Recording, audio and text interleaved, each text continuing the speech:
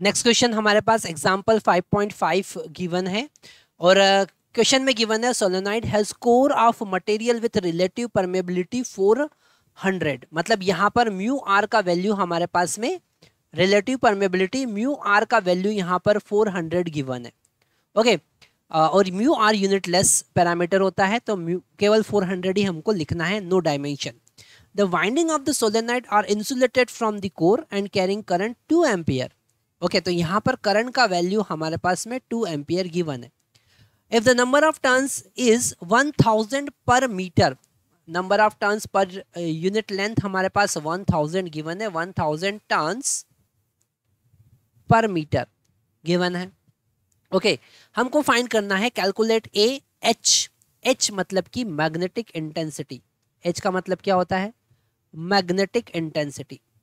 Magnetic intensity, और ये magnetic intensity जो है वो एक्सटर्नल करंट के कारण प्रोड्यूस होता है। इस एच को हम लिखेंगे एन इंटू आई। इसका फार्मूला क्या होता है? एन इंटू आई। तो यहाँ पर एन का वैल्यू हमारे पास में, हम सबसे पहले फर्स्ट ए पार्ट यहाँ पर सॉल्व कर रहे हैं। एन का वैल्यू हमारे पास में 1000 पर मीटर गिवन है और आई का वैल्यू 2 एम्पियर गिवन है। तो एच इज इक्वल टू हमारे पास में आता है 2000 और उसका यूनिट होगा एम्पियर पर मीटर। क्या होगा? Ampere per metre. मतलब ए वाला पार्ट यहाँ पर हमारा सॉल्व होता है। बी वाले पार्ट की अगर हम बात करें, उन्होंने कहा है मैग्नेटाइजेशन एम। एम क्या है? मैग्नेटाइजेशन।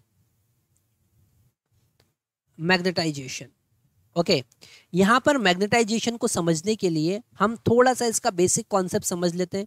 अगर हम टोटल मैग्नेटिक फील्ड बी की बात करें, टोटल मैग्नेटिक फील्ड बी की बात करें तो वो होता है mu naught H plus M.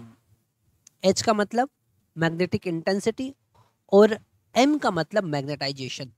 मतलब आपने जो एक्सटर्नल करंट लगाया है उसके कारण जो मैग्नेटिक फील्ड अंदर बनेगी, उसके साथ में जो अंदर डाइपोल का जो मैग्नेटिक फील्ड है, मैग्नेटिक मटेरियल का इंड्यूस जो मैग्नेटिक फील्ड है वो भी ऐड होना है। इसलिए यहाँ पर एच और एम ऐड हो जाएंगे। ठीक है, तो अगर हम इस बी की बात करें तो यहाँ पर हम इस बी को लिख सकते हैं। हमको पता है अकॉर्डिंग टू सोलेनोइड का इक्वेशन जो होता है, बी का वैल्यू होता है mu r into mu not into n into I.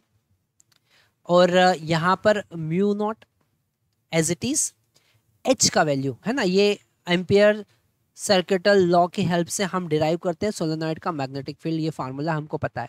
Mu naught H का वैल्यू हमारे पास में 2000 है, प्लस एम का वैल्यू हमको निकालना है। वैसे एम वेक्टर क्वांटिटी होता है पर हम यहाँ पर मैग्नीट्यूड की बात कर रहे हैं। म्यू नॉट से म्यू नॉट यहाँ कैंसिल कर सकते हैं हम। म्यू आर का वैल्यू हमारे पास में यहाँ पर 400 है, एन का वैल्यू हमारे पास 1000 है और आई का वैल्यू हमारे पास 2 है, is equal to 2000 plus M. Okay यहाँ पर ये 8000 है ना इंटू 100, क्योंकि यहाँ पर ये 400 है ना, तो 10⁻⁴ यहाँ पर 5 हमको मिलेगा, is equal to 2000 plus M, है ना। तो यहाँ से m इज इक्वल टू हमारे पास में होगा 8000 इंटू 100 माइनस 2000। आपको ये समझ में आया होगा कि यहाँ पर हम अगर 2000 को कॉमन ले लेते हैं तो यहाँ पर बचेगा हमारे पास 400 माइनस 1। ओके इसको हम लिख सकते हैं 2000 इंटू 399। ओके आगे इसको सॉल्व करते हैं। m का वैल्यू हमारे पास में हो जाएगा 2 9 जा 18, 1 बचेगा, 2 9 जा 18 और 19 हो जाएगा, फिर 1 बचेगा और 2 3 जा 6 और एक 7 हो जाएगा और आगे हमारे पास में 3 0 आएंगे, है ना। और यूनिट होगा एम्पियर मीटर। क्या होगा? Ampere metre. एच का जो यूनिट होता है वही एम का यूनिट होगा, क्योंकि एच में हम ऐड कर रहे हैं, डायमेंशनली करेक्ट होना चाहिए। ठीक है, तो यहाँ पर हमने एम फाइंड कर लिया। ओके अब हम यहाँ पर इसका सी वाला पार्ट सॉल्व करते हैं, है ना। तो सी वाले पार्ट के लिए हम यहाँ पर कलर थोड़ा सा चेंज कर लेंगे ताकि आपको डिफ्रेंशिएट करने में इजी रहे। सी वाला पार्ट तो बड़ा इजी है। B is equal to mu r into mu not into n into I, जो कि अभी हमने कैलकुलेट किया। म्यू आर का वैल्यू 400, म्यू 400 है ना, 400। और म्यू नॉट का वैल्यू कितना होगा, 4 पाई इंटू 10⁻⁻7। और n इंटू आई का वैल्यू यहाँ पर हमारे पास में होगा 2000। तो अल्टीमेट हमको मिलेगा यहाँ पर, ये हो जाएगा 16 into 2 that is equal to 32 pi into 10⁻, यहाँ पर -7 हमको मिल रहा है। -7 में से ये 5 होगा तो -2 टेस्ला हमको मिलेगा, that is the magnetic field, है ना। तो ये मैग्नेटिक फील्ड होगा।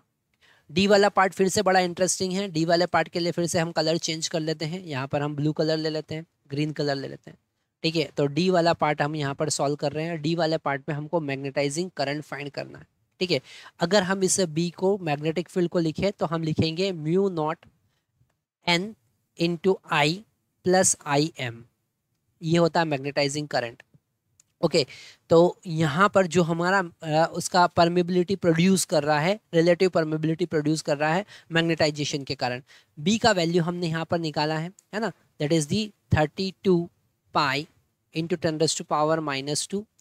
ओके म्यू नॉट का वैल्यू हमको पता है 4 पाई इंटू 10⁻⁻2 होता है। एन का वैल्यू हमको पता है 1000 यहाँ पर गिवन है। आई का वैल्यू 2 प्लस आई एम हमको फाइंड करना है, तो यहाँ से हम आई एम फाइंड कर लेंगे। यहाँ पाई से पाई कैंसिल हो जाएगा, ये 8 टाइम कैंसिल होगा, तो यहाँ पर 8 इंटू 10⁻⁻2 हमको मिलेगा। ओके इज इक्वल टू, और ये -2 से यहाँ पर -7 आना था म्यू नॉट का वैल्यू, है ना। तो यहाँ पर -2 और इधर हो जाएगा 10⁻⁻4 2 प्लस आई एम। ओके यहाँ से आई एम का वैल्यू हमको कैलकुलेट करना है। 10⁻⁻4 इधर जाके हमारा 800 बना देगा इसको। 800 is equal to 2 plus I M, तो आई एम का वैल्यू हमको मिलेगा 798 एम्पियर। कितना मिलेगा, 798 एम्पियर, है ना। इसको हम थोड़ा छोटा कर लेते हैं तो आपको समझ में आ जाएगा, 798 एम्पियर।